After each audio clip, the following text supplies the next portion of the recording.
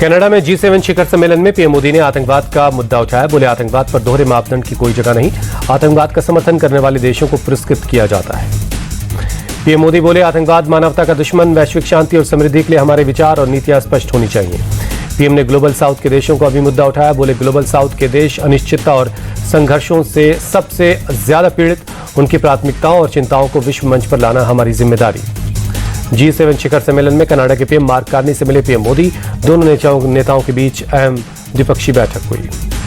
PM Modi ने बैठक के दौरान मार्क कार्नी का जताया आभार। कहा, आपने G7 में भारत को आमंत्रित किया और मुझे 2025 के बाद एक बार फिर कनाडा आकर लोगों से मिलने का मौका मिला। भारत और कनाडा के राजनयिकों की बहाली को हुए तैयार। कनाडा के पीएम से पीएम मोदी की मुलाकात में बनी सहमति। कनाडा के पीएम मार्क कार्नी का बड़ा बयान। आतंकवाद के खिलाफ दोनों देश मिलकर काम करेंगे। दोनों देशों के पीएम फिर जल्द ही मुलाकात करेंगे। 51वें G7 शिखर सम्मेलन के दौरान पीएम मोदी और इटली की पीएम जॉर्जिया मेलोनी की मुलाकात हुई। दोनों नेताओं के बीच बातचीत हुई। कनाडा के पीएम मोदी और फ्रांस के प्रेसिडेंट इमैनुअल मैक्रों की हुई मुलाकात। दोनों नेताओं के बीच द्विपक्षीय बैठक हुई। पीएम मोदी ने जर्मनी के चांसलर फ्रेडरिक मर्ज के साथ बैठक की। दक्षिण कोरिया के राष्ट्रपति ने ली जे म्यांग से भी हुई मुलाकात। पीएम मोदी ने ऑस्ट्रेलिया के पीएम एंथनी अल्बनीज से की मुलाकात। दोनों के बीच द्विपक्षीय मुलाकात हुई।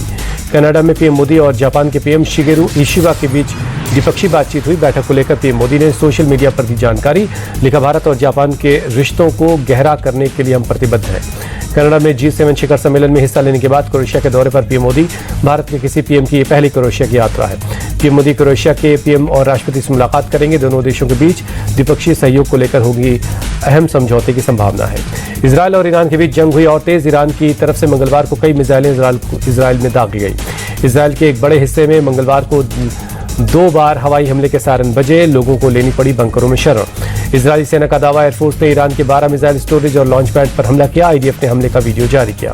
ईरान के मिसाइल दागने के बाद तेल अवीव में एयर डिफेंस सिस्टम एक्टिव हुआ। मिसाइलों को किया नाकाम। यरूशलेम में भी इजरायल ने मिसाइल हमलों को नाकाम किया। आसमान में रात भर मिसाइलों की रोशनी चमकती रही। ईरान का इजरायल की खुफिया एजेंसी के हेडक्वार्टर पर हमले का दावा। मोसाद की बिल्डिंग पर मिसाइल अटैक का वीडियो जारी किया।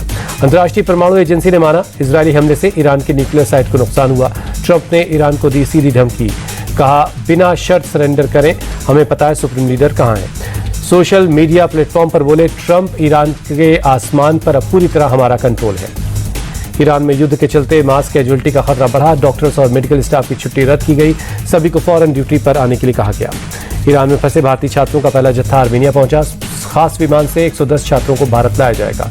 जम्मू कश्मीर के सीएम उमर अब्दुल्ला ने विदेश मंत्री एस जयशंकर से बात की। कहा, ईरान के खतरे वाली जगह में रह रहे भारतीय छात्रों को निकाला जा रहा है। एयर इंडिया ने मंगलवार को 6 फ्लाइट्स कैंसिल की। London Amritsar, Delhi Dubai, Bengaluru London और मुंबई सैन फ्रांसिस्को की उड़ानें रद्द की गई।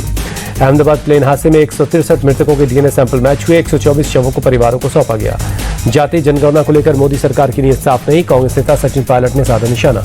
जातीय जनगणना पर सवाल उठाने वालों पर भड़की बीजेपी। कहा, 2027 में होने वाली जनगणना पर झूठ फैला रही कांग्रेस को जातीय जनगणना से आपत्ति क्यों है। बीजेपी सांसद प्रवीण खंडेलवाल का अटैक।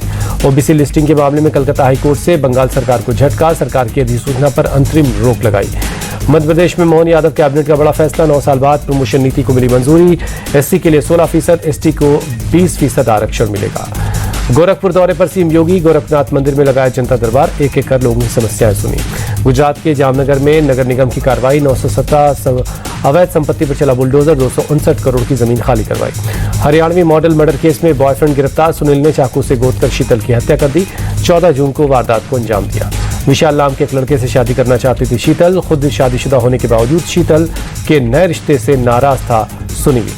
मथुरा के गोविंद नगर में मकान ढहने का मामला। पुलिस ने 2 लोगों को गिरफ्तार किया। खुदाई के दौरान लापरवाही बरतने से एक साथ गिर गए 6 मकान। दिल्ली NCR में बारिश का अलर्ट। मौसम विभाग ने 3 दिनों का येलो अलर्ट जारी किया है।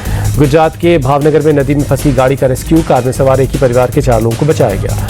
अंतर्राष्ट्रीय योग दिवस से पहले गोरखपुर में योग शिविर का आयोजन। बड़ी संख्या में लोग शामिल हुए। 21 जून को है अंतर्राष्ट्रीय योग दिवस।